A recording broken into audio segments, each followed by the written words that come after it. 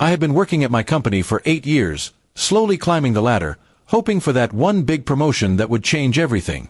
My wife, Sarah, had always been supportive, at least I thought she was. She'd often encourage me to put in extra hours, saying it would pay off for our future. What I didn't realize was that while I was putting in those long hours, she was finding comfort elsewhere, specifically in the arms of my boss, Richard. It all started to feel strange when Sarah began dressing up more often, even when she said she was just staying at home. She became distant, her phone always locked, and her smiles felt forced. I brushed it off as stress, telling myself marriage had its phases. But deep down, my gut was screaming that something wasn't right. One Friday, I was told to leave work early because of a last-minute client cancellation. It felt like a blessing, more time to surprise Sarah with dinner and wine. On the way home, I picked up her favorite takeout. But when I pulled into the driveway, I noticed Richard's black Mercedes parked across the street. My heart started pounding. I unlocked the front door quietly and stepped inside.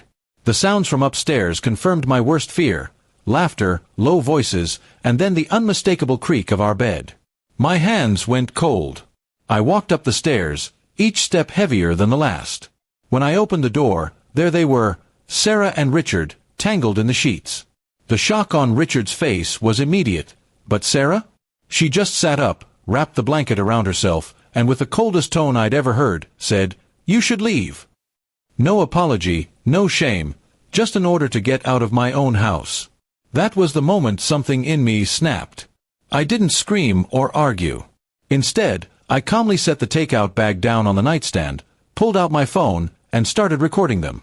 Richard tried to get dressed quickly, mumbling something about a misunderstanding, but I just smiled. I told them both to carry on, because I was going to make sure everyone saw the truth. Sarah panicked then, begging me to stop, but it was too late. I sent the video to HR, our company group chat, and even to Richard's wife, who I knew from company events. The messages started flooding in within minutes. Richard was fired before the day ended, and Sarah's social circle collapsed overnight. But I wasn't done. Since our house was in my name and I had proof of her infidelity, I filed for divorce and had her served the very next day. She had to move out within a week, and I made sure she left with nothing but her clothes. Her friends stopped talking to her, her reputation in town was ruined, and Richard's career was over. I later learned that Richard's wife took him for everything in their divorce, leaving him in debt. Sarah, meanwhile, tried to come crawling back months later, saying she had made a mistake and that she missed the life we had. I told her that life was dead the moment she told me to leave. The promotion I had been hoping for?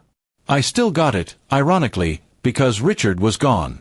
HR told me privately that they respected how I handled the situation without causing a scene at work.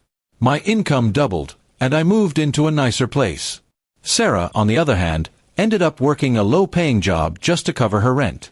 Friends told me she started drinking more and blaming me for ruining her life. I didn't bother responding. It wasn't worth it. She ruined her own life the moment she betrayed me. Looking back, the betrayal hurt more than I can describe, but getting my revenge instantly, right there in the bedroom, felt like taking back control.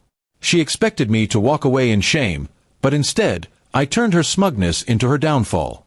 I realized something important that day. Sometimes the best revenge isn't loud or violent. It's swift, calculated, and leaves the other person with no way out.